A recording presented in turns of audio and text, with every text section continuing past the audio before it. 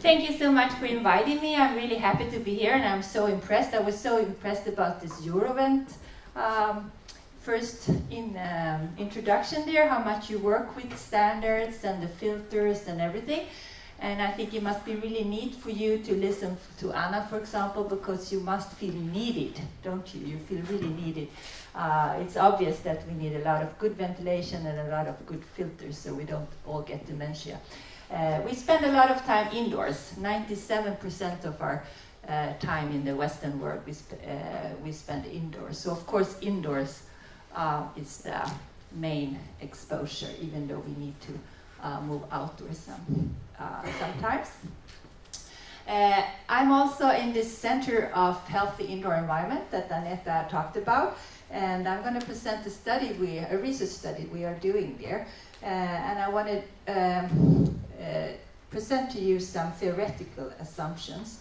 So this is about people-environment interactions in dwellings, living in apartments.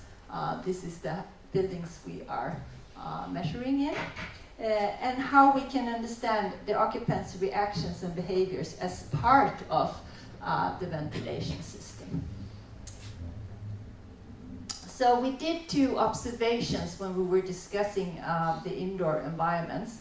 And one is, why isn't the indoor environment sufficient always in your dwelling? Now, when we know so much about ventilation, you have all this knowledge about how the ventilation should be provided and how the filter should look, and still we find a lot of indoor environments and dwellings that are not good for the people living there.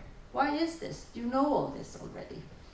The other observation was that the energy consumption that is often modeled or calculated, if you actually measure it, is often higher than the calculations. Why is this?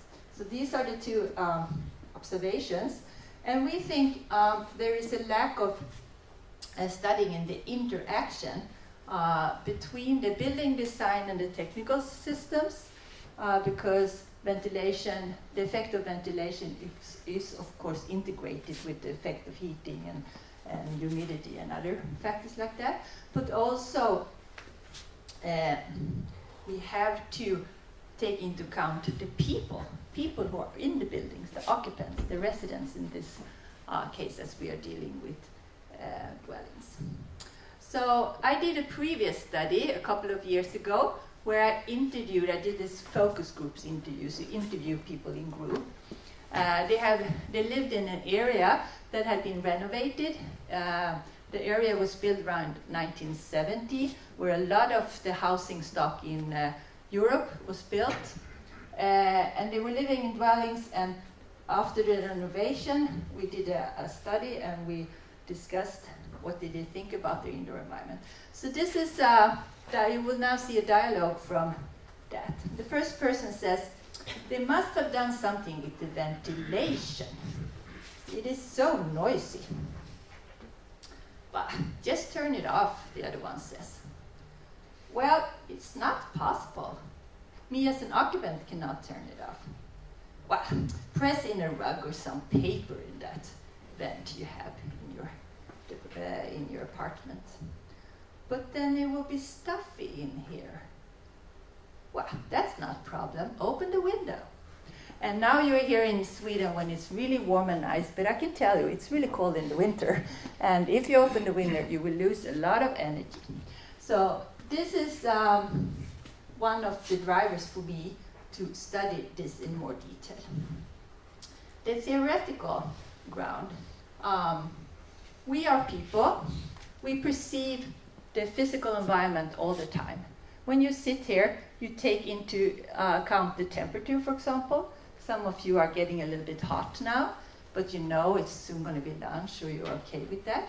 You have an emotional process that says what you're going to do or not to do. It's not just the physical environment, it's also the social climate. You sit here as a group, so maybe it's not polite to just walk out of the room because you're too hot, so you're still here nicely. And we are also different people. We have different needs for cool or heat. On the other side, we have the physical environment. We want to have a special temperature, relative humidity, carbon dioxide concentration, particles, and so on. We want to have that healthy and nice and comfortable. It is regulated by flows, and that that provide us with all this. Now, the problem is a little bit that those who are experts on the upper part here, as you are within science and technology, aren't you? Those who are experts like Anna on the other part, how people feel and their well-being and health and how they react, they are within social sciences and medicine. But of course, these are connected. What happens in the room will impact this process and make people feel good or not. So how can we understand how people react? How can we understand what they do, and how does that in turn influence the physical environment? Well, if we are not happy with the circumstances, we have different coping strategies, and those coping strategies are different for different individuals. Some people get very helpless. They say, oh, it's nothing I can do.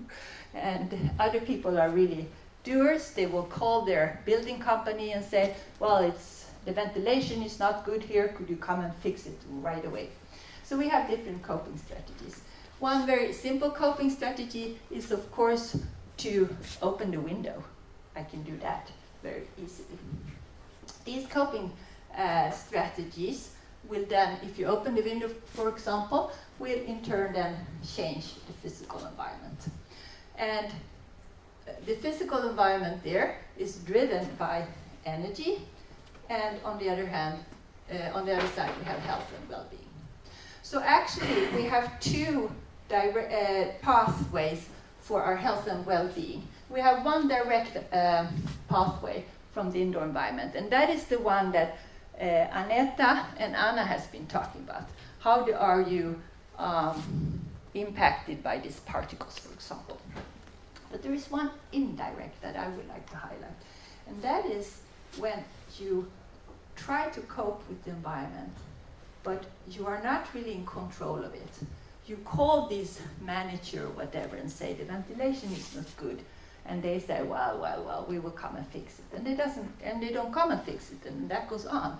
So you feel that you're not in control. You get stressed, and then you have this stress because of not being able to provide yourself with a good environment.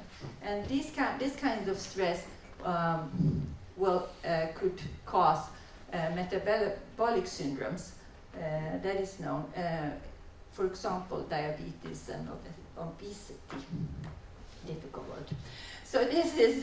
So we wanted to look at this whole process if possible. And that is, of course, not so easy to do in an epidemiology study or in an experimental study. You need to do it in a real environment. So we wanted to see how this system interact and also with the tenants to increase the understanding. So what did we do? We went out in real apartments where people were living while we were measuring. We tried to measure as many things we could without getting the tenants just too annoyed by it. But we had measurements for 1 week, we had measurements for longer week that tried to pin down not only the indoor environment when it comes to all different kinds of factors, but also the tenants' behaviors, both by measuring it by sensors, so we can see, did they open the door, were they home, what did they do, did they cook, what did they do, and by interviewing them to see how do they understand this very complex system. We did one before renovation and one after renovation, and the ones from before, the baseline measurement has been analyzed, and we can already now see that people are individuals. They have very different lifestyles, and those different lifestyles have an impact on the indoor quality. Some people don't spend so much time at home. Some people cook every day, have a lot of friends, and that will of course have an impact on the indoor quality. The understanding of these technical systems, like the ventilation, were very low when we interviewed the tenants. They didn't really understand the questions, actually, when we asked, do you know how this ventilation functions, and do you know what it does, and do you know where the air comes in and the air comes out? No, they didn't know. And opening the window, that was very common. Also in the winter, when it was cold outside. So, what do we do now? Well, now we go back to our theories, and what we like to do is to identify key factors. Can we find the key factors and pathways that we need to deal with so that this perfect ventilation and filters that you provide to the housing companies, that they will work proper. And we, after these analyses, we like to propose cross-border measures that have both to do with the technical side and the behavioral side. Thank you so much.